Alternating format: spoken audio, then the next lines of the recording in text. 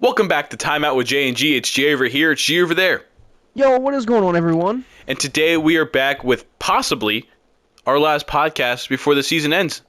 As of right now, the Celtics are up 3-1 against the Mavs in the finals. The Mavs were able to, for lack of better terms, the Mavs spanked the Celtics' ass on Friday night. It was a blowout, but it doesn't change how I feel about the series. This doesn't change how I feel about the series. The series is over. The season's over. The Celtics are gonna be your champs. And just hearing that, like, how do you feel? Sorry about that. I feel fine. I was talking to my dad about this for a good bit. To me, it's just like they didn't want to win it in Dallas, right? They didn't want to win it in Texas. They wanted to win it on home court. If you have an opportunity to win it on your home court, you do. Yeah. And in theory, they have technically 2 more games they play at home to win it. I think it'll be over on tomorrow. Tomorrow night. Yeah. Yep. I think it'll be over tomorrow. I think the Celtics just wanted to win it at home. You know what I mean? I also think, honestly, if I'm going to be honest, I don't think that was like any plan of theirs. I think they'd be happy to win it at home. Obviously, they'd rather win it at home.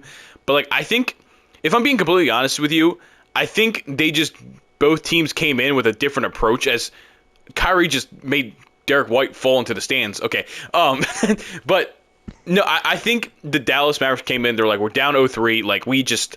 We had to put everything against the wall. And it almost felt like the Celtics came out like, oh, we're up 3-0. We're fine. It just felt like one team had way more fight in them and way more urgency. And like I said, they would obviously rather win at home. But I don't think that was the plan Friday night. I think they just came out super flat because they're like, oh, we're up 3-0. We're fine. And Dallas was like, we got to do something. Yeah, it could be that. It could be that. Because I don't think there's any world at all an NBA team walks in and be like, oh, yeah, we'll just lose this game so we can win on home court. Well, I mean, and also just kind of watching some of the stuff back because we were out for dinner and we really couldn't, watch it. But just watching a little bit of it, it was kind of like they were lackadaisical. I'm gonna be honest. Yeah, they didn't come out with a lot of fight. They were like, oh, we're up 3-0. We're like, we're cool. Yeah, it's like we're up 3-0. We're cool. We can just win it on Monday. You know what I mean?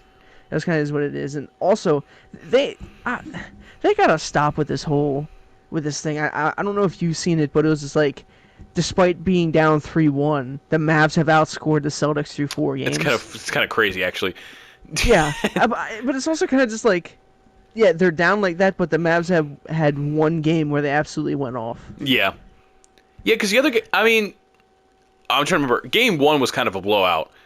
But I think Game 2 and Game 3 were closer games. So, like I said, the Mavericks blew them out by 30 points? It was a big blowout. So it kind of tilted the scales back into their favor. But yeah. Like I said, hold on, let me see if I can find, because I don't want to speak on that and be completely wrong. Wednesday for Game 3, it was 106-99. That's when the Mavericks went on a 20-2 run, or something like that, to come back, I think. Yeah, so Game 1, they won by 18 points, and then it was 7 and 7 again. So then losing by damn near 40 points. I was gonna say 38. Yeah, so it kind of flips the scale. But yeah, it's only been one. The Mavericks. I mean, it's a good win. It's a cool win for the Mavericks, right? At least now you can say we didn't get swept in the finals. We were able to win a game at home, and give the fans something to be excited about, something to cheer about. But no teams ever came back down from 0-3 in NBA history. It's happened in baseball, and I think it's happened in. Actually, Boston's been involved in Boston's been involved in 0-3 comebacks multiple times before. I don't know if you knew that. The Boston Bruins were up 3-0 in their series hockey, and then they blew a 3-0 lead. And then on the other side, the Red Sox back in the early 2000s were down 0-3 against the Yankees and came back and won. So Boston kind of has a thing with 3-0s, 0-3s. So I mean, they almost came back last year. They did against the Heat, and it would kind of make sense for Boston history to go along with the baseball and the hockey if they somehow blow this lead. And they were the first team in NBA history to blow a 3-0 lead. Don't even do that to me. I'm just saying. Hey, think about it. The hockey team blew the 3-0 lead. and the baseball team came back from 03, and you guys were up 03, so it only makes sense. But you want to hear some really mind-blowing things Okay. about this game coming up on the 17th? June 17th. You know what happened on June 17th in 2008? They won a championship. Celtics won the championship. All right, now the date, right, for tomorrow is 6/17/24, right? Mm-hmm. Not Bill Russell, but aside from Bill Walton, the last three Celtic greats to pass away was Bill Russell, who wore number 6, Havlicek, who wore number 17, and Sam Jones, who wore number 24. Oh, that's kind of crazy. 6/17/24. Oh my God, the Celtics are part of the Illuminati. They must be. They're sacrificing their old players for a ring. We're seeing it here first. The Celtics are killing their old stars for this ring. I think we just broke a conspiracy here live on Time Out with J&G. Actually, we might not want to publish this video because if it's true, we're gonna be next. I mean, that'll solve some of my problems in life, but Anyway, this just became a real podcast. We got away from sports. Now we're talking about depression. But if you are depressed, go see a therapist. 100%. Talk about it. 100%. Not sponsored. Go ahead. Not sponsored at all. No, not sponsored, but I go to therapy. It's been great for me the past month or two with a lot of stuff that's been going on in my life. And just you work through things, you talk through things. There was things that were bothering me that happened years and years ago that I didn't realize were still bothering me until we talked about it. So it's like therapy is a huge, huge thing for people, and it has a negative stigmatism around it that oh, you're weak if you go to therapy. Nah, man, it feels really good. And same way with go ahead. I was saying, and also if you need to get on some antidepressants. Yeah, I'm not. If you need to. I'm not an advocate for medicine. I personally don't like taking medicine for things, but people are much worse off than I am in situations, and if that's something you feel like you need, then 100% talk to your doctor, talk to your therapist, and see what you can do about that kind of thing, because life sucks. There's a lot of shit that happens in life. Life sucks, but it's never worth ending your experience because of it. Yep. You know what I mean? If you're really in that position, go seek out help. 100%. And go reach out, because you have loved ones in your life that care about you. 100%. So. And I mean, another thing is the gym, man. I've been going to the gym 5 to 6 times a week the past month and a half. It's made me feel so much better about myself. I know, Levi, you got in, you came with us on Friday. Seemed like you had a good time. Seemed like you enjoyed it. It's good to get your friends in there and just go work out for a couple hours. It is. So, that kind of got off the beaten path, but that is definitely a serious issue that, if that's something if you're having those kind of thoughts, if anything's like that, please go reach out, get help. Don't be afraid to talk to anybody. People are going to be there. Not sponsored at all, but maybe we should be. Not sponsored, but we are open. Oh yes, to sponsorships. Yes. We're open to sponsorships. We're also open to, if anybody needs to talk and for some reason feel comfortable that you want to share with 2 strangers on the internet, because it's you can share with us because we're not going to judge you because we don't know you, then do that too. Our Twitter is Time Out with J&G. Just hit me up on Twitter. I run the account. Yeah, just an open space for you guys. Anything else you want to talk about with that real quick? Not really. Just seek out help. You never want to hear about somebody doing something irreversible. Yep. I've had a couple people in my life do that. I had a friend from high school do that, but it sucks to hear about it, and you never want to hear about it. So go seek out help if you are in that position. That's right. Now, back to basketball. To kind of lighten up the things a little bit. I don't really know. I don't know how we got off on that tangent, but it was a good one to go. It's a good one to go on to. So yeah, what were we saying? I'd say a little bit of a side conversation, but it's good to have. Yeah. Speaking of side conversation, Daniel Gaffer just shot that ball back into the stands. Okay. So Celtics were up 3-1. Listen, it's never happened. That team's never came back from down 0-3 in NBA history, and I'm gonna be honest, I don't think it's happening in this series either. The Celtics are just the better team. I mean, that's the Mavericks got hot. The Mavericks played really well in Game 4. The Celtics came out really lackadaisical, really just slow.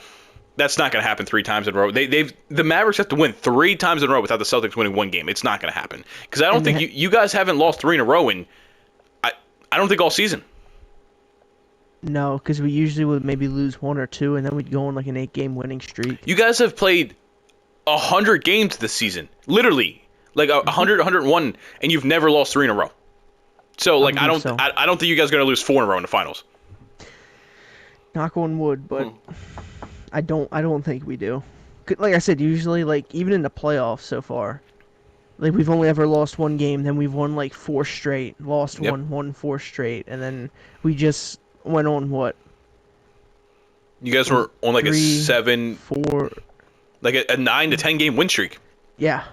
Because like you finished out, you won the last 3 in the Cavs series, then swept the Pacers, and then won the first 3. So you guys were on a 10-game win streak. Yeah. And speaking of that, not you. Maybe you have, but at least I haven't heard it from you. Some Celtics fans are taking this loss really weird. I've seen Celtics fans, and again, it's Twitter, so you don't take much stock in it, but like, there's Celtics fans legitimately pissed off that they lost this game, and they're like, "Oh, we're going to be the team to blow the lead. We're going to be." It's like, dude, you guys lost 1 game. You guys haven't lost in over basically a month, and you lose 1 game, and you're freaking out like this. Yeah. Everyone expected it. I wanted a sweep. I'm gonna be a person I wanted to win. Sure, it'd be cool. Yeah. Yeah, after I seen like the first quarter, I feel like if the Celtics would have had it within 5 or something like really close or a couple point first quarter, then it would have been different. But once they were down like 10, it was kind of just like, do we really want to try and go through all this work to try and come back? You know what I mean? No, I remember vividly while we were sitting there. It was me, you, a couple of our friends. We were at Buffalo Wild Wings after the gym, and like we were kind of watching the game and talking. And I remember hearing you like say under your breath, like, "Oh yeah, this Celtics are done. Like this game's over," because it was in like the second quarter because it was a blowout already. And it's like it is what it is. You guys just didn't come out. You didn't win. You got 3 more games to win. Just 1. You'll be fine. Yeah, I mean, I'm not too pressed about it because the Celtics team, like I said, I think the most they've lost is maybe 2 in a row. Yeah. And I'm not pressed about it. I really am not. 'Cause it's a thing that happens. Your team's gonna lose. Mm-hmm. At one point or another, your team's gonna lose, and you just gotta keep rolling with it. Here's my question: at what point, as a Celtics fan, do you start getting nervous? Like, if this goes to Game 6, do you start feeling it, or is it like, no, I'm not nervous until we get to Game 7? I'm gonna be honest. I'm not nervous until we get into Game 7. Okay. The reason I say this is because Game 5 is in Boston. We have a chance to win here, and then Game 6 back in Dallas. I'm confident that we can win one of these 3 games. 100%. I'm confident in it. 100%. And if something would happen and we don't, then we're going to be the butt end of a lot of jokes and a lot more hate just because we didn't win. This is a weird hypothetical to get into because it's like a 99.9% chance it's not even a thing. Okay. What is the offseason for the Celtics if you blow this 3-0 lead? I'm be honest, I would just bring back the entire team. Just run it back. Be like, that was some dumb shit. We're just going to move on from it. I would run it back. Because, I mean, like, let's be honest here. If Porzingis doesn't have that rare injury in halftime of Game 2, or midway through Game 2, and he plays Game 3 and Game 4, this series is probably over. I'm just going to say it. That's a weird... Not a bone to pick, but a weird thing about Joe Mazzulla that I was like... Because, like, the comment was that Porzingis was, like, permitted to play in like certain scenarios. Like he wasn't gonna he was available to play in certain scenarios. I think being down 20 in the first half is a way for him to get in and get some run. It's weird that he didn't take the court at all that entire game. Like I understand you're getting blown out, but then let him go out there and play a few minutes on the injury to see how it feels. Because it doesn't matter. Like the game's over. Let him just go out there, run for a few minutes, see how it feels, and get ready for Game 5. It was weird that he didn't touch the floor. Yeah, but it's also with the caveats where it's kind of just like they didn't want to put him out there in case they wanted. I shouldn't say the injury got worse, but they just wanted to rest him. You know what I mean? No, and I get that. It's just like because he was available to play. It was just only in certain scenarios. So it's like I don't know. Like I said, I just think it would have maybe been a little bit smarter. Like I said, we're down 20 we're down 30. Give him 5 to 8 minutes to just kind of get out there and hit a couple people and get some run and just see how his body's reacting to like coming back from the injury. Because like what other scenario, like what he permitted to play in like certain scenarios. What other scenarios would he have played in? Like, you know what I mean? Like what would they have done? Like where? It could have been just a way to avoid to like go permit within like the injury regulations that the NBA has. You know what I I mean? guess because if that's the way his injury is, you're not going to bring him in if it's a close game. If it's a 5-point game, you're not going to put him in because you don't know his injury. You know what I mean? Yeah. Like that's not a scenario you're putting up. I mean, maybe it's like, oh, if we were up by 30 points, we were going to win the finals. We let him get out on the court. Maybe that was a scenario that Joe Mazzulla had in his mind. It's like, oh, we're going to win. Let's just let him get on the court one more time this season. But it just felt like I said, it would have been good to give him a couple minutes, just be like, no, because like all the backups were in, nobody really cared anymore. It's like let him go out there and nobody's playing physical, just let him run a little bit. But they didn't. It could also be the thing where like he's there and quote unquote available, but they're just confident that they can win without him. Yeah. You know what I mean? And it's just one of these things where they don't want to play him to worsen the injury for next season. Because like I understand like this series is still going on and we don't know how long it's gonna go. Probably over tomorrow. We'll have to wait and see. But you also got to look towards next season because if you play Porzingis, and let's just say he goes out there and he plays good, but he worsens it, and then next year he's not available. Yeah, that's gonna be a big blow to that team. Yeah, you got the title, but then you kind of just shot yourself in the foot. Yeah. Now here's a question. I don't know if they've updated his status for Game 5 yet. Maybe they do the same thing as Game 4. They're like oh, permitted to play in certain situation, kind of what they did for Game 4. At what point, like at what game does the series have to go to where it's like, okay, Porzingis, we want you out on that court again?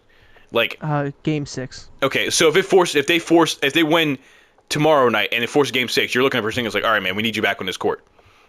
Yeah, I mean, like even he even said that he wants to play. 100%. Like, I believe the quote was, "I'll die out there if I have to," or something like that. I mean, they're gonna win the NBA Finals. I would want to be on the court too. Like, yeah. And that's why I think Joe Mazzulla and the medical staff took the decision to play out of his hands. Yeah. They were just like, "No, you're not making that decision." Yeah.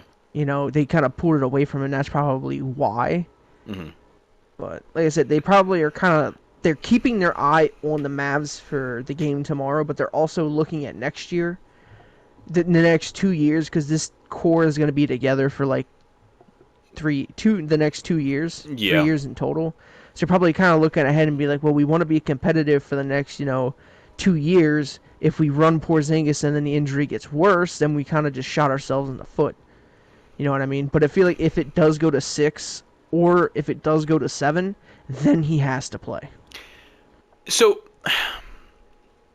I've been watching the NBA Finals, of course, but I think as you being a Celtics fan, I'm sure you're diving a little bit deeper into this Finals than I have been, because it's like, just because you're a fan of the Celtics. Anything, and I know it's kind of tough because we did not get to watch a lot of Game 4 because we were out, we were hanging out with people, so, we didn't get to watch the entirety of Game 4, which is fine because it was a blowout, you know what I mean? It's not like it, yeah. But from what you did watch, from what you did see, was there anything that the Celtics were doing or anything that the Mavericks were doing that, like, okay, we'll do it this way first. Were the Celtics doing anything that was like, oh, that might be a problem the rest of this series? Or do you think it was more just, again, like I said before, they just came out with no urgency and just weren't ready to play? I think that's the problem. I Okay. think the urgency is the problem because there's a scenario where they come into Game 5 kind of like with that same mindset, and the next thing you know, we're in Game 6 in Dallas, and it's kind of like, oh, we got to win this one, or Game 7, and we might blow this. You know what I mean? If this series gets to Game 6, Dallas took all the momentum away. 100%. I mean, this is kind of like going back to that Minnesota series against Denver. Minnesota came in, won the first 2 in Denver. Mm-hmm. Went home, lost the next 3, and then Minnesota won the next 2. Like, it was, the momentum shifted once Denver won games 3 and 4. Yeah. Can you do me a favor real quick? Can you replug in your mic? It started to stack a little bit. Yeah. Just want the fans to not have to hear that. The staticky. But yeah, no, I agree. I do think I think the urgency thing can be a problem. I don't know if it really will be. Like I said, I think they were just so like whatever, we're up 3-0 and they just weren't ready to play. And Dallas was like, this could be the last night of our season. We got to come out here and play. And that's how the Mavericks have to approach the rest of this series, because it's exactly how it is. Like the Mavericks are now at the point where it's like, if we lose, our season is over. So they have to come in with that urgency every single game. Treat every game like it's Game 7. And it's kind of stupid saying it when the Celtics are up 3-1, but the Celtics have to have the same idea. Come in, it's Game 7. We lose, our season's over. You have to have that mindset so they come out and they fight. Yeah, 100%. And I'm not scared, because I think that somebody's going to step up, whether it's Tatum, Brown, or, Horford might be like, yo, boys, this is their second finals. We're up. Mm-hmm. We cannot blow this. You know what I mean? Kind of like be Horford's that. like, I need a ring, man. I need a ring. like he's going to come in there and basically be like the OG, the top dog, and be like, "Yo, we gotta close this out. No funny games, no mumbo jumbo. Yeah. We gotta go in here. We gotta close this thing out." Yeah. You know what I mean? It just, I want to see Horford get a ring. I'm gonna be honest, I really do, because I feel like it's either this season or next season he's gone. And I was gonna say, at some point, with his age, he's gonna like. He obviously doesn't have like the skill set and like the stats of like a guy like LeBron. Just talk about like age-wise, with like what the ages they are in the NBA. But like, even as good as Horford is, like now, like from what he's still giving you as a role player, he's gonna at some point he's just gonna have a drop off. We've been saying it probably the past 2-3 seasons that it might be coming, and it hasn't yet. But eventually it's going to happen.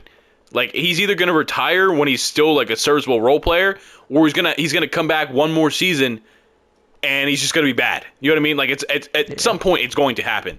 And I think you're working on borrowed time with that. It's like, as good as Horford is, it's like he's like your most reliable bench piece. Unless I'm forgetting somebody, Horford's your most like reliable bench piece in terms of like doing everything on the court. And it's like, when you're relying on a guy that heavy on your bench, it's like what, 38, 39? Yeah, he's old. Yeah, it's like we need to win. Basketball terms. Yeah. It's like we need to win now, man. And I think even like the idea of being like, oh, next season. It's like, dude, there's literally a chance Horford comes in next season and just sucks. Like, I don't think so, because like the way he plays the game, like I think his skills will, like, he'll always be transferable. Like, he might regress, but he's always gonna, like, the things he does, he's just gonna be good at because he's smart. But you need, like, the Celtics need him to play good. 100%. Like, I think Horford, if Boston wins the title this year, which, like we said before, is probably gonna happen. Yep.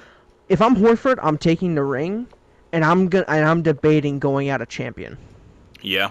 I really am, because like let's be honest here. People forget that Horford was on the back-to-back Florida team that won national championships. Yeah.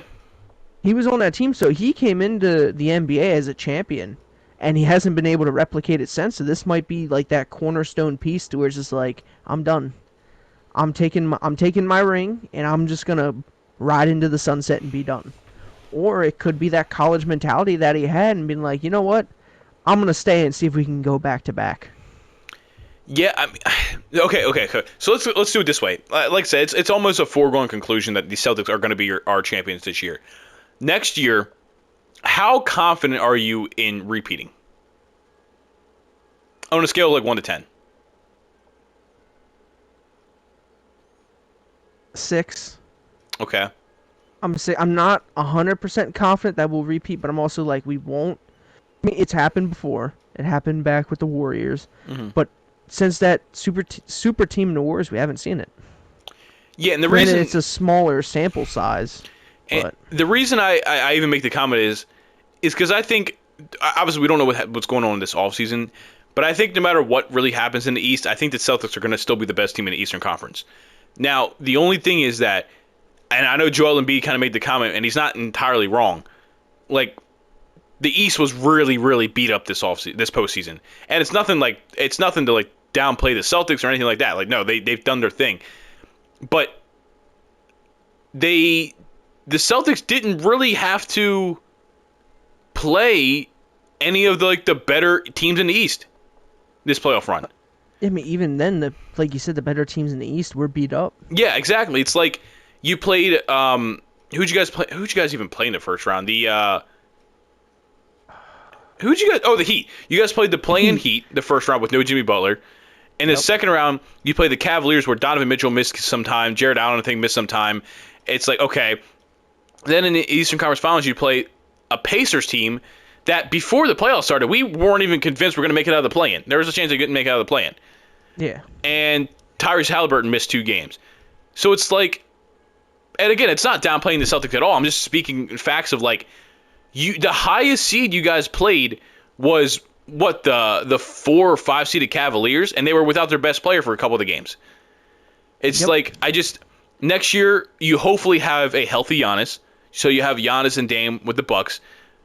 You hopefully have a healthy Joel Embiid, so that 76ers team is going to be better. There's serious rumors now that Paul George could end up on that team, so now you have Tyrese Maxey, Paul George, and a healthy Joel Embiid.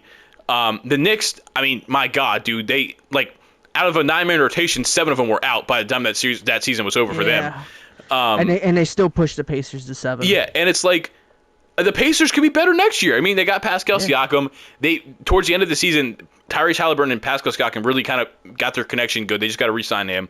The Magic were a surprise team this year. Depending on what they do this offseason, the Magic could be back up there in the playoff again this year. It's like, this East is going to be better just based off of injuries alone. Hopefully. I say that hopefully because I don't want our stars injured. This is that was okay. That was right. Yeah. It's kind of funny. The standings popped up as we were talking about that. But so it's like and then you got to get through those healthy teams, and you get to the finals, and you're probably going to play a version of Denver, maybe Dallas again, Minnesota. It's like it's gonna depending on injuries, it's gonna be a much harder path for the Celtics next year. 100%, I agree with you on that, and I can't really say anything against it because you're right. The East was banged up and brittle, and the Celtics were just one of the teams that not really any injuries happened to them. They lucked out. Yeah, you guys were the best team in the league this regular season, so it's like it's that's why I keep saying like it's not to downplay the Celtics because you guys were the best team in the league. You guys had the most wins in the entire league, and you've been dominant this playoff run because you guys are just that good of a team. But it's like, again, the people were talking about it before, like during the playoff run, that they just really didn't face any type of opposition. They really didn't face any type of adversity this playoff run. Like they've just walked in and dominated teams that were significantly worse than them this entire playoff run. Yeah, I mean, like I told you this entire playoffs when we got to the Eastern Conference Finals. I'm pretty sure I told you, I'm like, it doesn't feel like we're here because usually we got to play the Bucks or the 76ers or the Heat with Jimmy Butler, and we're going to 6-7 games. Yeah, and it's a gritty, like teeth pulling type of series, and it just didn't happen. And it still doesn't feel like we're in the finals right now. I'm gonna be honest. I think part of that too is because the coverage for the NBA Finals has been awful. Yeah. For the first couple games of the NBA Finals, they're still talking about the Lakers head coach position. It's like, or if they're not talking about that, they're talking about, oh, is this actually Jaylen Brown's team now, or is Jason Tatum mad that Jaylen Brown won Eastern Conference Finals? Like, I feel like very little has been talked about the actual NBA Finals. Like, I feel like the focus has been just somewhere else this entire Finals. I feel like the focus has been more on trying to create controversy. Yeah, it's been trying to create narratives. Than actually following the game. Mm-hmm. Like I seen a post about it to where like, don't you miss when you would go watch ESPN and you would see clips or highlights of games? Yeah, man. Instead of all these talking heads talking about X, Y, and Z and trying to create these fake narratives that are sometimes not even there.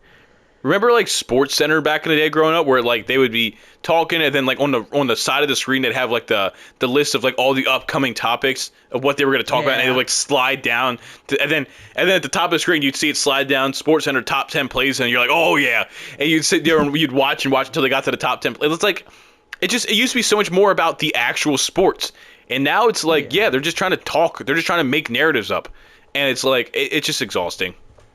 They're trying to create controversy because controversy creates cash, and it's all about money. Yeah. It's not about the actual product that's out there. It's what is going to create the most kind of controversy to get people to watch. And let's be honest, like the thing about this being Brown's team instead of Tatum's, and is Tatum upset that Brown won Eastern Conference Finals MVP? that shit will not affect Jason Tatum's legacy in the slightest. People aren't going to, in 10 to 15 years from now, in 15 years from now, when Jason Tatum is being voted into the Basketball Hall of Fame, people aren't going to be like, oh, but remember that time in 2024 when Jaylen Brown actually won Eastern Conference Finals MVP? It's like, no, nobody's going to give a shit about that. And I feel like both of them have matured so far through their basketball journey that it's just like we don't really care. As Luka just shoved off White for the tough layup. Yeah. That was amazing. But no, it's just like they've progressed and they've gotten to the point where it's just like it doesn't matter. They just want the chip. You know what I mean? Like they just want to win the chip. They got here before an injury happened, X, Y, and an injury happened last year in the conference finals, and then the year before they lost in the finals to the Warriors. It just at this point they just want the title. They don't care about names. They don't care about awards. They just want the Larry O'Brien. Yeah, and that's all that matters at the end of the day, man. These guys get their ring. The Celtics, like the Lakers, are one of those legendary franchises that they want the rings. And, the Celtics have the '08 championship, but a lot of your guys' rings are from, like, the 60s to the 80s. Like, it's just, you guys are a legendary franchise, but a lot of your trophies are old. Yeah, it was, I think, the 60s, 70s, and then into the 80s, and we didn't win any in the 90s, one in the 2000s, got to one in 2010 season, and then we didn't get back until 2022. Yep. So it's like, I think they just want to win the ring, and I mean, like I said, it's going to happen. It would obviously be history if they don't win this ring. So I think it's safe to say they're going to win this ring. Yeah, I want to say that, but I'm also very optimistic, and I'm very I don't really want to count it until the bell is rung, and 100%. You know what I mean. That's the way the Celtics have to play it, though. Yeah, I'm confident that they're gonna win. Even looking this up, I just had to look at it again. The gap between Boston and the Knicks, who are the 2 seed, was 14 games. Yep. The gap between OKC and the Warriors were 11 games. And that was between 1 and 10 in the West. Yes. The gap between 1 and 10 was less than the gap between 1 and 2 in the East. That also shows, because the Knicks were banged up all season. Oh, yeah, they were. They really were. The Bucks, they had the coaching controvery go on halfway through the season, which, I think they made the wrong choice, but it is what it is. I think they should have, I can't, oh, no. Adrian Griffin. Adrian Griffin. Jaylen Brown, knee injury. No. Let's knock on wood. This just a video game.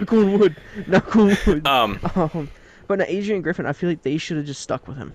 You know what I mean? Stuck out the season and seen what happened. I don't know. Hiring Doc halfway through the season was weird. Yeah, they were a worse team when they hired him. Yeah, like from when Doc got hired until the end of the season. I'm not counting the playoffs. I'm just counting the regular season.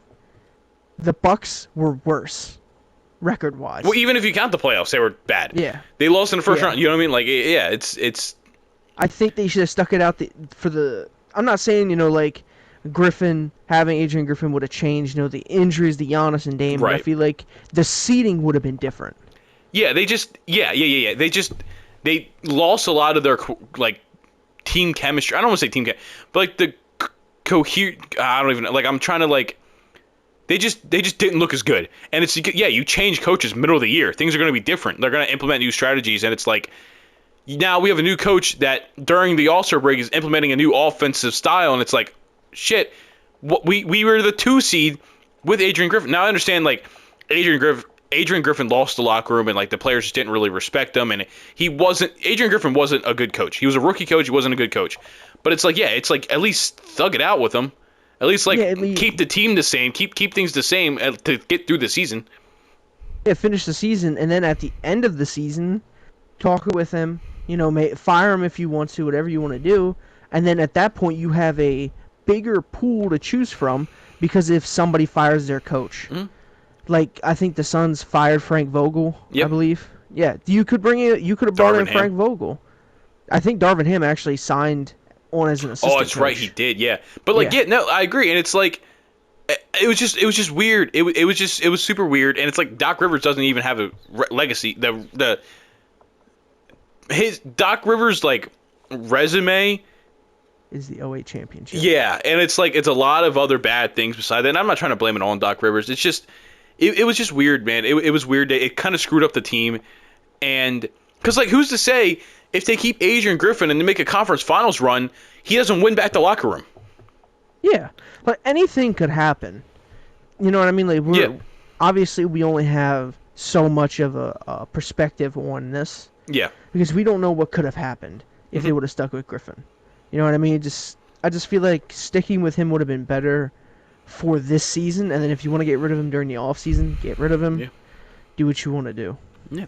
Well, is there anything you want to talk about with this finals? Like I said, it's been 2 games since we've recorded, and I don't think either one of our opinions have changed about this series. And no, it could be Game 5, but I'm waiting on Horford's game. Oh, okay. Horford, I don't think has had a big game yet through this playoffs. Yeah. I'm waiting on it, and it could be Game 5. Well, that is a good transition away from the NBA Finals into what I want to talk about next. You talk about maybe a Game 5 Horford. Let's talk about Mr. Game 6 Klay Thompson. Okay? I don't know if you saw, he's a free agent this offseason. Okay.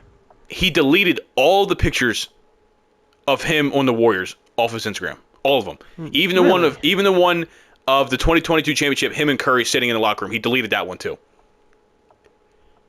Really? Is this like an actual sign that he's him saying, "Yeah, no, I'm out of here. I'm gone." He might be. I mean, I feel like the writing's been on the wall, especially with how this season went. I feel like he's gonna leave and go to a contender. So okay, you know what I mean? So there's some different. What are some places now? We also got to think money wise. We can't just say, "Oh, we can just go to." No. Klay Thompson's still gonna want money. I don't know what he wants, but like, let me see if I can find here what he's like. If there's any reported. Let's see. He unfollowed the Warriors as well. I don't know if I can see here what he's asking for. I was gonna say, like, at this point in his career, with how rocky he's been since the injuries, even if he is asking a lot, I don't know if a team's gonna pay him. Let's be honest, because he's Klay Thompson. Yeah, but I just don't think if it should be like that. You know what I mean? Because of how he's played through the last couple years. Okay, so I'm pulling up here, total cap space. Can I sort this by? Oh, why is it all negative?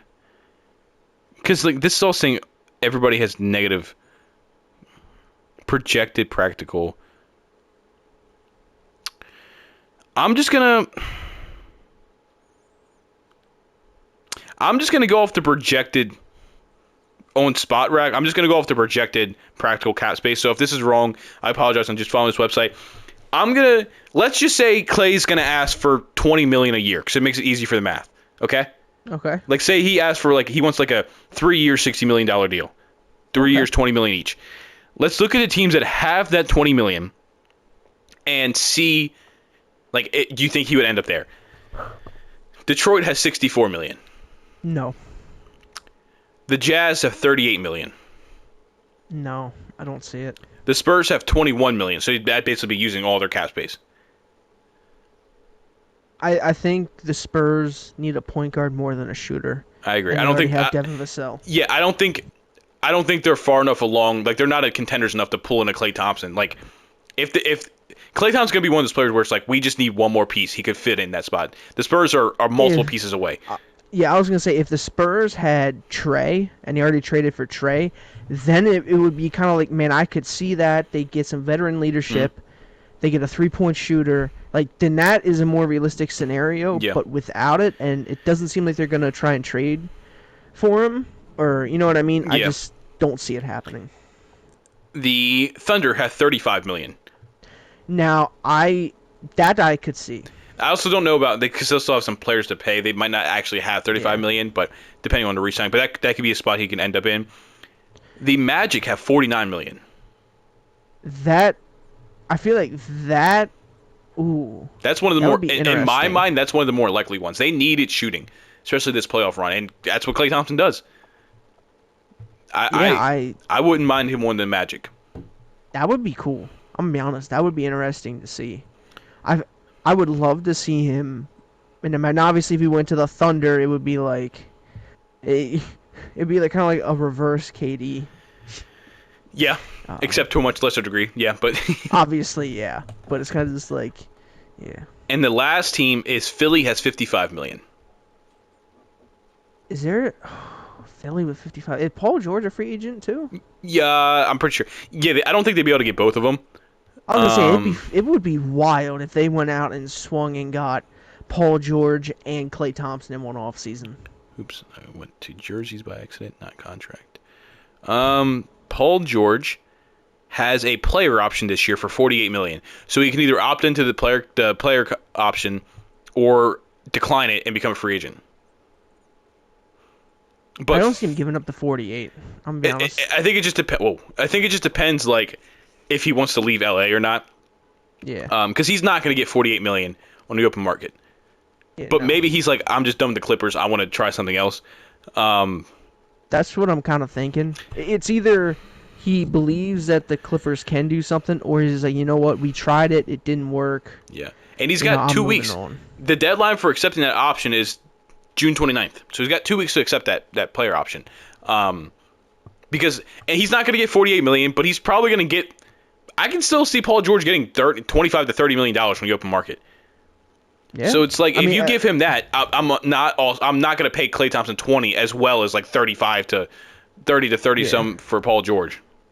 I was thinking if you could get Paul George for like 25 million a year, and then you can get Clay for like 15. Right. So that's $40 million, right?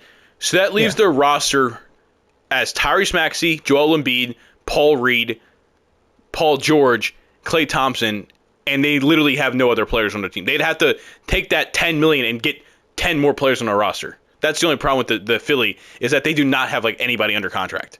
They'd be the Sons of the East. Yeah, and I think that's the reason that I think they're going to avoid. Like, I think they would only bring in one of the two. Like, because if you bring in both of them, you literally, like, you have no money to fill out the rest of your roster. I think they bring in one, and it allows you to bring in one or two more better role players. Now, if you were Philly, who would you rather bring in?